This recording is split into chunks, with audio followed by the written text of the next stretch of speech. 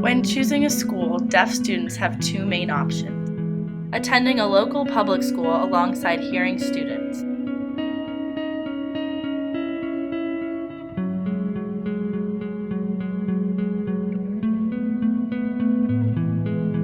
or attending a specialized deaf school surrounded by the deaf community.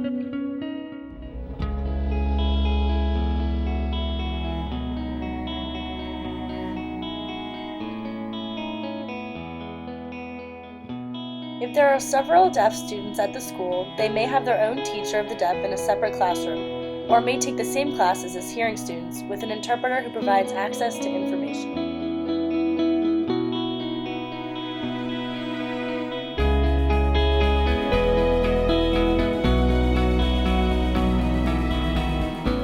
Hi, I'm Krista Phelps. I teach deaf and hard of hearing 3rd through 5th grade students at Altamont Elementary.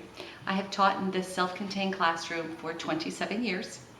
I believe that deaf and hard of hearing children need to start out in their home with their families.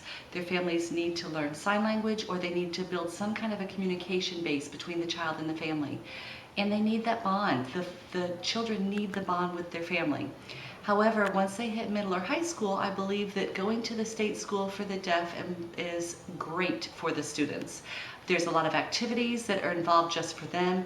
It is, to me, the least restrictive environment because everybody speaks the same language. You don't have to rely on interpreters, and you can be fully included in everything that is offered. Thank you. Every state is required to have a deaf and blind school that is free of charge to any student that meets the requirements of deafness and blindness set by the state. Schools for the deaf are schools where teachers, students, and staff members alike all communicate through the use of American Sign Language. These schools are similar to hearing schools in that they offer various classes, clubs, and extracurriculars. The Disabilities Education Act required that states provide a continuum of alternative placement, which includes instruction in regular classes, special schools, home instructions, hospitals, and institutions. The school that a deaf student chooses can have long-term effects on his or her future. Students that attend specialized deaf schools are more likely to graduate from college, while students that attend mainstream schools have higher test scores.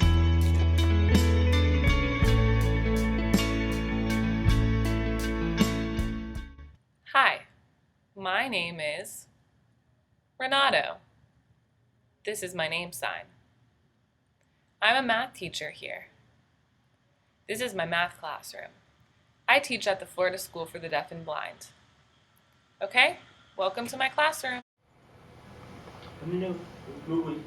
Stop and review by please. Thank you.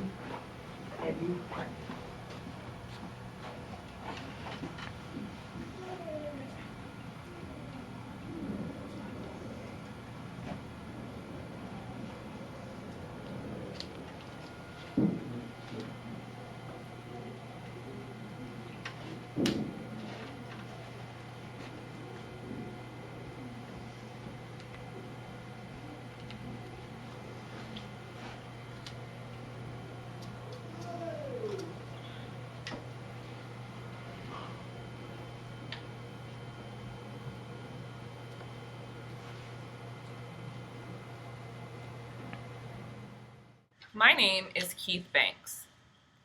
I went to a mainstream school for elementary and middle school. Then I transferred to a high school called Florida School for the Deaf and Blind. The difference between the two schools is that at the mainstream school, an interpreter followed me through my classes. It was hard to watch an interpreter and take notes at the same time. And there weren't a lot of deaf students. Being a deaf student, it was difficult to communicate with the teacher and other students. I had to use an interpreter to help me. The classes themselves were very challenging, and it was difficult to meet their standards. At the deaf school, the classes were small, anywhere between 7 and 10 students. Everyone can sign, and it was easy to contact others using a video relay service with students at NTID and Gallaudet.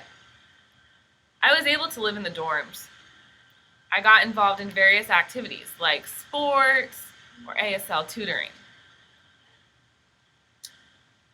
I was able to meet other deaf and hard of hearing people. And there was ASL everywhere. Naturally, deaf students feel more included and part of the group when they are in a classroom where everyone communicates using American Sign Language.